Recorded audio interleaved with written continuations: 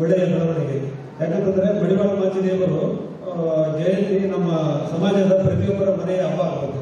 ಯಾರು ಅಧ್ಯಕ್ಷರು ಕರೀತಾರೆ ಅಥವಾ ಯಾರು ಕರೀತಾರೆ ಅಂತ ಬರೋದಲ್ಲ, ನಾವೇ ಪ್ರತಿಯೊಬ್ಬರು ಕೂಡ ಇವತ್ತು ನಮ್ಮ ದೇವರ ಹಬ್ಬ ಇದೆ ಅಂತೇಳಿ ನಾವೇ ಮನಸ್ಸಿನಿಂದ ಬಂದರೆ ಈ ಆಡಿಟೋರಿಯಂ ಇನ್ನೂ ಫುಲ್ ಆಗುತ್ತೆ ಅಂತ ಹೇಳಕ್ಕೆ ಇಷ್ಟಪಡ್ತೀನಿ. ಮತ್ತು ಅದೇ ರೀತಿ ಇವತ್ತು ಈ ಒಂದು ಕಾರ್ಯಕ್ರಮಕ್ಕೆ ಬಹಳಷ್ಟು ತಾಯಿಯರು ಆಗಮಿಸಿದ್ದಾರೆ ಮತ್ತು ಎಲ್ಲರೂ ಕೂಡ ಬಹಳ ಯುವಕರು ಕೂಡ ಆಗಮಿಸಿದ್ದೇವೆ. ಈ ಒಂದು ನಮ್ಮ ಒಂದು ಸಮಾಜ ಇನ್ನೂ ಮುನ್ನೆಲೆಗೆ ಬರಬೇಕಂತಂದ್ರೆ ಬಹಳ ನಾವು ಶಿಕ್ಷಣ ಪಡಿಬೇಕಾಗುತ್ತೆ. ಯಾಕಂದ್ರೆ ಒಂದು ನಮ್ಮ ಮಾಚಿದೇವರ ಒಂದು ದೃಷ್ಟಾಂತ ಹೇಳಕ್ಕೆ ಇಷ್ಟಪಡ್ತೀನಿ.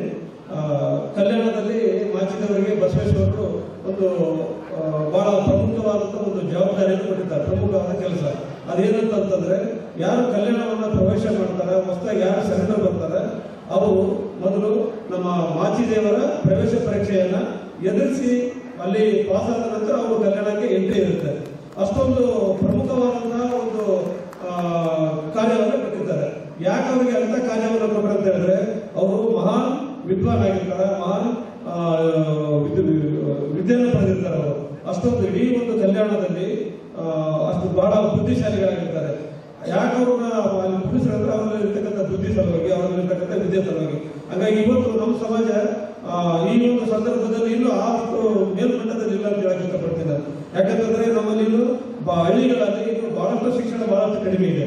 ಬಹಳ ನಾವು ಶಿಕ್ಷಣದಲ್ಲಿ ಬಹಳ ಮುಂದೆ ಬರಬೇಕಾಗಿದೆ. ನಮ್ಮ ಯಾರು ಈ ಬಡವರು ಇದ್ದೀವಿ, ನಮ್ಮ ಸಮಾಜದಲ್ಲಿ ಯಾರು ಬಡವರು ಇದ್ದಾರೆ, ಅವರು ಮುಂದೆ ಬರಬೇಕಾದ್ರೆ ಒಂದೇ ಮೂಲ ಮಂತ್ರ ಶಿಕ್ಷಣ. ಯಾಕಂದ್ರೆ ನಾನು ಈ ಒಂದು ಘೋಷಣೆ ಮಾಡಿ ಜಯಂತಿಯನ್ನು ಆಚರಣೆ ಮಾಡ್ತೇವೆ.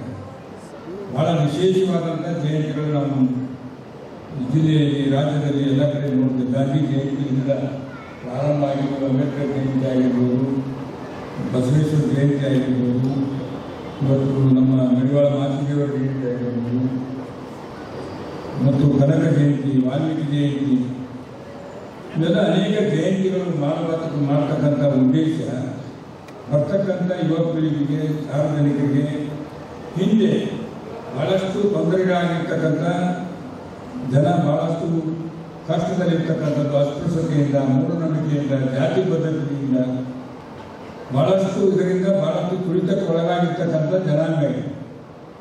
ಆಗಿನ ಕಾಲದಲ್ಲಿ 12ನೇ ಶತಮಾನದಲ್ಲಿ, ಅಂದರೆ 900 ವರ್ಷಗಳಿಗಿಂತ ಹಿಂದೆ, ಬುದ್ಧನಾದ ನಂತರ ಬಸವಣ್ಣವರ ಒಂದು ಶರಣರ ಕಾಲದಲ್ಲಿ ಅನೇಕ ಶರಣರೆಲ್ಲರೂ ಸೇರಿ ಒಂದು ಅನುಭವ ಮಂಟಪವನ್ನು, ಅಲಮ ಪ್ರಭುವಿನ ಅನುಭವ ಮಂಟಪದಲ್ಲಿ ಎಲ್ಲ ಶರಣರು, ನಿಜ ಶರಣ ಅಲ್ಲಿಗರ ಚೌಡಯ್ಯನವರಾಗಿರ್ಬೋದು, ಗೌರ ಕಕ್ಕಯ್ಯನಾಗಿರ್ಬೋದು, ಎಲ್ಲ ಶರಣರು ಸೇರಿ ಈ ಸಮಾಜದ ಅಂಕುಡೊಂಕುಗಳನ್ನು ತಿರ್ತಕ್ಕಂಥದ್ದು, ಸಮಾಜದಲ್ಲಿ ಅಸ್ಪೃಶ್ಯತೆಯನ್ನು ತಿದ್ದಬೇಕು, ಸಮಾಜದಲ್ಲಿ ಮಹಿಳೆಯರಿಗೆ ಬಹಳಷ್ಟು ಕೀಳಾಗಿ ನೋಡ್ತಕ್ಕಂಥ ಪರಿಸ್ಥಿತಿ ಹೋಗಬೇಕು, ಸ್ತ್ರೀ ಸಮಾನತೆ ಬರಬೇಕು, ಎಲ್ಲರೂ ಮನುಷ್ಯರು ಮತ್ತು ಸಮಾಜದಲ್ಲಿ ಇರ್ತಕ್ಕಂಥ ಕಟ್ಟ ಕಡೆಯ ಮನುಷ್ಯರ ಕಣ್ಣೀರು ಒರೆಸ್ತಕ್ಕಂಥದ್ದೇ ಆ ಅನುಭವ ಮಂಟಪದ ಉದ್ದೇಶ. ಎಲ್ಲರೂ ಕೂಡ ಅದೇ ದಾರಿಯಲ್ಲಿ ವಚನ ಸಾಹಿತ್ಯದ ಮೂಲಕ ಧರ್ಮದ ಸಂದೇಶವನ್ನು ಕೊಟ್ಟಿರ್ತಕ್ಕಂಥ ಒಂದು ವ್ಯವಸ್ಥೆ ಆಗಿನ ಕಾಲದಲ್ಲಿ. ಈಗ ನಾವು ಪಾರ್ಲಿಮೆಂಟ್ ಅಂತೀವಿ, ಚುನಾವಣೆ ಮೂಲಕ ಎಂಪಿಗಳನ್ನು ಹಾಕಿ ಪಾರ್ಲಿಮೆಂಟ್ ಕಳಿಸ್ತೀವಿ. ಪಾರ್ಲಿಮೆಂಟ್ನಲ್ಲಿ ನಮಗಾಗಿ ಕಾಯ್ದೆ ಕಾನೂನುಗಳು ಮಾಡ್ತೀವಿ.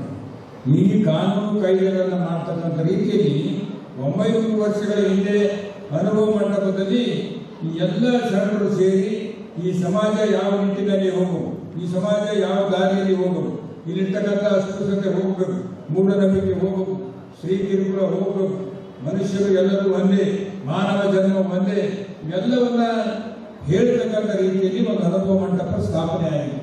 ಅಂಥ ಅನುಭವ ಮಂಟಪದಲ್ಲಿ ಮಡಿವಾಳ ಮಾಚಿದೇವರು ಕೂಡ ಒಬ್ಬ ಮೆಂಬರ್ ಆಫ್ ಪಾರ್ಲಿಮೆಂಟ್ ಆಗಿನ ಕಾಲದಲ್ಲಿ.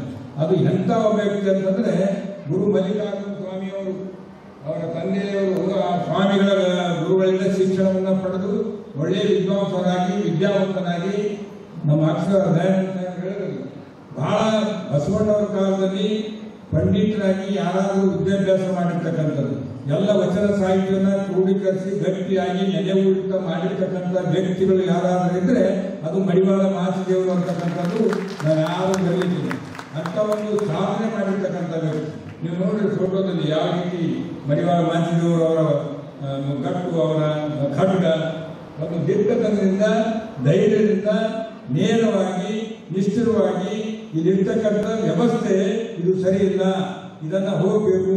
ಆಗಿನ ಕಾಲದಲ್ಲಿ ನಿಮಗೆ ಹಿಂದುಳಿದ ವರ್ಗದಲ್ಲಿ ಹುಟ್ಟಿರ್ತಕ್ಕಂಥವರು ಓದ್ತಕ್ಕಂಥದ್ದು ಬಹಳ ಕಷ್ಟದ ವಿಷಯ. ಅಂತ ಕಾಲದಲ್ಲಿ ದೊಡ್ಡ ವಿದ್ವಾಂಸನಾಗಿ ಒಬ್ಬ ಮಲ್ಲಿಕಾರ್ಜುನ ಸ್ವಾಮಿ ಗುರುಗಳ ಮನೆಗೆ ಹೋಗಿ ವಿದ್ಯಾಭ್ಯಾಸವನ್ನು ಪಡೆದುಕೊಂಡು ಈ ಸಮಾಜದ ಕೀರ್ತಿಗಾಗಿ ಒಳಿತಕ್ಕಾಗಿ ಹೋರಾಟ ಮಾಡಿರ್ತಕ್ಕಂಥ ವ್ಯಕ್ತಿ. ಮತ್ತು ಇನ್ನೊಂದು ಎಲ್ಲ ಶಾಸಕರ ವಿಶೇಷತೆ ಇದೆ. ಹಿಂದಿನ ಪುರಾವೆಗಳು, ಕಥೆಗಳು, ದಕ್ಷಿಣ ವೀರಭದ್ರನ ಸಂಹಾರ ಮಾಡಿ ಆ ವೀರಭದ್ರನ ಸಂಹಾರ ಮಾಡಿ ಶಿವನ ದರ್ಶನಕ್ಕೆ ಹೋಗ್ತಕ್ಕಂಥ ಸಂದರ್ಭದಲ್ಲಿ ಆ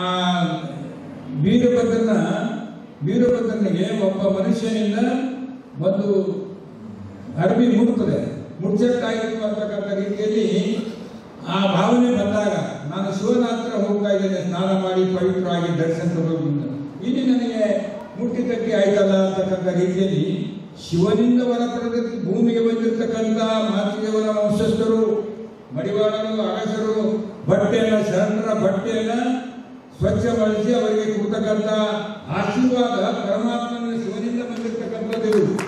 ಇದು ಯಾರಿಗೆ ಸಿಗ್ತಕ್ಕಂಥಲ್ಲ. ಯಾರಾದ್ರೂ ಹುಟ್ಟುತ್ತೇವೆ, ಯಾವ್ದಾದ್ರು ಜಾತಿ ಯಾರು ಹುಟ್ಟೋದಿಗೆ ಅರ್ಜಿ ಕೊಟ್ಟು ಹುಟ್ಟೇನೆ, ನಾ ಈ ಜಾತಿ ಹುಟ್ಟಬೇಕು, ನಾನು ಈ ಜಾತಿ ಹುಟ್ಟಬೇಕು, ನಾ ಅಕ್ಷರ ಹುಟ್ಟಬೇಕು, ನಾನು ಗುರುಗಳ ಹುಟ್ಟಬೇಕು, ಕಬ್ಬಲಿಗೆ ಏನು ಸಂಬಂಧ ಇಲ್ಲ. ಭೂಮಿಗೆ ಬಂದಿರ್ತೀವಿ. ಇವೆಲ್ಲ ವ್ಯವಸ್ಥೆ ನಾವು ಮಾಡಿಕೊಂಡಿರ್ತಕ್ಕಂಥ ಜಾತಿ ವ್ಯವಸ್ಥೆಗಳು, ನಾವು ಬರೆದಿಟ್ಟಿರ್ತಕ್ಕಂಥ ಧರ್ಮದ ಗ್ರಂಥಗಳು, ನಾವು ಕಟ್ಟಿರ್ತಕ್ಕಂಥ ಗುಡಿಗಳು, ನಾವು ಕಟ್ಟಿಸಿ ಮಾಡಿರ್ತಕ್ಕಂಥ ಮೂರ್ತಿಗಳು, ಇದೆಲ್ಲ ಇತಿಹಾಸ ಇದೆ. ಮಡಿವಾಳ ಮಾಚಿದೇವರು ಶಿವನಿಂದ ಹೊರಪಡೆದು ಈ ಭೂಮಿಯ ಮೇಲೆ ಈ ಸೇವೆ ಮಾಡಲಿಕ್ಕಾಗಿ ಬಂದಿದ್ದೀನಿ ಅಂತಕ್ಕಂಥ ಒಂದು ಪುರಾವೆ ಕಥೆಗಳೇನಿದೆ. ಇವೆಲ್ಲವನ್ನ ನೋಡಿದಾಗ ಪರಮಾತ್ಮನಿಂದ ಹೊರಪಡೆದಿರ್ತಕ್ಕಂಥ ಪರಮಾತ್ಮನ ಆಶೀರ್ವಾದದಿಂದ ಕಾಯಕ ಬಂದಿರತಕ್ಕಂಥದ್ದು. ನಾವು ಅರಸನನ್ನ ಮಾಡೋ ಉತ್ತಮರೆಂದು ಹೊಗಳೋದಕ್ಕಿಂತ ಅಗಸನನ್ನ ಕೀಳಾಗಿ ನೋಡ್ತಕ್ಕಂಥದ್ದು ಅಲ್ಲ ಇದು. ಅಗಸನು ಅಗಸನಂತೆ ಮೆರೆದಿರ್ತಕ್ಕಂಥ ಪರಮಾತ್ಮನ ಅವತಾರಿಯಾಗಿ ಬಂದಿರತಕ್ಕಂಥ ವ್ಯಕ್ತಿ ಅಂತಕ್ಕಂಥದ್ದು ನಾವು ನಮ್ಮಲ್ಲಿ ಕೀಳುರಿಮೆಯನ್ನು ಹೊಂದಿಸಿ ಇವತ್ತು ನಾವು ಕೂಡ ತಲೆ ಎತ್ತಿ ತಿರುಗಾಡ್ತಕ್ಕಂಥ ರೀತಿಯಲ್ಲಿ ಹೇಳ್ತಕ್ಕಂಥದ್ದು, ಇದನ್ನ ತಿಳಿಸ್ತಕ್ಕಂಥದ್ದು ಈ ಜಯಂತಿಯ ಉದ್ದೇಶ. ಈ ಜಯಂತಿಯ ಉದ್ದೇಶದಲ್ಲಿ ನಾವು ಇಷ್ಟನ್ನ ತಿಳ್ಕೋಬಹುದು. ಇವತ್ತು ಬೇರೆಯವರಿಗೆ ತೊಂದರೆ ಇದೆ. ಈ ಭಾಗದಲ್ಲಿ ಹುಟ್ಟಿರ್ತಕ್ಕಂಥವ್ರು, ಹೈದರಾಬಾದ್ ಕರ್ನಾಟಕ ಭಾಗದಲ್ಲಿ ಹುಟ್ಟಿರ್ತಕ್ಕಂಥವ್ರಿಗೆ ಒಂದು ಒಳ್ಳೆಯ ಸುವರ್ಣಾವಕಾಶ ಇದೆ. ಇವತ್ತು ಸನ್ಮಾನ್ಯ ಶ್ರೀ ಮಲ್ಲಿಕಾರ್ಜುನ ಖರ್ಗೆ ಸಾಹೇಬರು, ದಿವಂಗತ ಧರ್ಮ್ ಸಿಂಗ್ ಅವರು, ಈ ಭಾಗದ ಅನೇಕ ಜನ ಹೋರಾಟಗಾರರು, ವಿಕ್ರಾಂತ್ ಪಾಟೀಲ್, ವಿಶ್ವನಾಥ ರೆಡ್ಡಿ ಆಗಿರ್ಬೋದು, ಬಹಳಷ್ಟು ಜನ ಹೋರಾಟಗಾರರ ಪುಣ್ಯದ ಫಲದಿಂದ ಇವತ್ತು 371 ಕಲಂ ತಿದ್ದುಪಡಿ ಬಂದಿದೆ. ನಿಮ್ಮ ಮಕ್ಕಳನ್ನ ಒಳ್ಳೆಯ ರೀತಿಯಿಂದ ವಿದ್ಯಾಭ್ಯಾಸ ಮಾಡಿಸಿದ್ರೆ ಸ್ವಲ್ಪ ಪರ್ಸೆಂಟೇಜ್ ಜಾಸ್ತಿ ತಗೊಂಡ್ರೆ ಅವರಿಗೆ ಮೆಡಿಕಲ್ ಸೀಟ್ ಸಿಗ್ತದೆ, ಫ್ರೀ ಸಿಗ್ತದೆ, ಇಂಜಿನಿಯರಿಂಗ್ ಸೀಟ್ ಫ್ರೀ ಸಿಗ್ತದೆ. ಮೊದಲಿನ ಅವಸ್ಥೆ ನಮಗೇನಿತ್ತು, ಕೇವಲ 100 ಮೆಡಿಕಲ್ ಸೀಟ್ಗಳು ಸರ್ಕಾರದಿಂದ ಸಿಗ್ತಿತ್ತು. ಇವತ್ತು 371 ಕಲಂ ತಿದ್ದುಪಡಿ ಬಂದ ಮೇಲೆ 70% ಈ ಭಾಗದ ವಿದ್ಯಾರ್ಥಿಗಳಿಗೆ, ಅಂದ್ರೆ 1200ರಿಂದ 1500 ಸೀಟ್ಗಳು ಬಂದ್ರೆ ಮೆಡಿಕಲ್ ಸೀಟ್ ಫ್ರೀ ಸಿಗ್ತದೆ ಮಕ್ಕಳಿಗೆ ವಿದ್ಯಾವಂತರಾಗಿ ಮಾಡೋದು. ಸಾವಿರಾರು 8-10 ಸಾವಿರ ವೃತ್ತದಲ್ಲಿ ಇಂದಿನ ಈ ಜಯಂತಿಗೆ ಮೆರವಣಿಗೆಗೆ ಚಾಲನೆ ನೀಡಿದಂಥ ಕಲಬುರಗಿಯ ಮಹಾನಗರ ಪಾಲಿಕೆ ಪೂಜ್ಯ ಮಹಾಪೌರರಾದಂಥ ಸನ್ಮಾನ್ಯ ಶ್ರೀ ವಿಶಾಲ್ ಎಸ್ ಗರ್ಗಿ ಅವರಲ್ಲಿ ಕೂಡ ಅವರ ಉಪಸ್ಥಿತಿಯನ್ನು ಇಂದು ಬೆಳಗ್ಗೆ ನಾನು ಸ್ಮರಿಸುತ್ತಾ, ಈ ಸಮಾರಂಭದಲ್ಲಿ ಭಾಗಿಯಾದಂಥ ನನ್ನ ಎಲ್ಲ ಸಮುದಾಯದ ಹಿರಿಯರೇ, ಮಹಿಳೆಯರೇ, ವಿಶೇಷವಾಗಿ ಇತರ ಸಮುದಾಯದ ಉಪಸ್ಥಿತರಿರತಕ್ಕಂಥ ಎಲ್ಲ ಬಂಧುಗಳೇ, ಶಾಸಕರು ಮಾತನಾಡೋದಕ್ಕಿಂತ ಮುಂಚೆ ನೀವು ಮಾತನಾಡಿ ನಂತರ ನಾನು ಮಾತನಾಡ್ತೇನೆ ಅಂತಕ್ಕಂಥ ಮಾತನ್ನು ಹೇಳಿದ ಹಾಗೆ ನಾನು ತಮ್ಮ ಮುಂದೆ ನಿಂತಿದ್ದೇನೆ.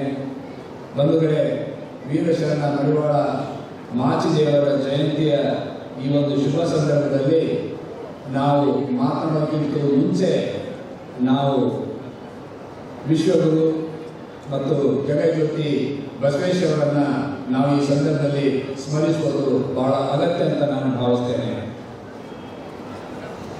12ನೇ ಶತಮಾನಕ್ಕೂ ಮುಂಚೆನೆ ಇಡೀ ಸಮಾಜದಲ್ಲಿ ಸಮಾನತೆಯ ಸಂದೇಶವನ್ನು ಸಾರಿದಂಥ ಬುದ್ಧರ ನಂತರ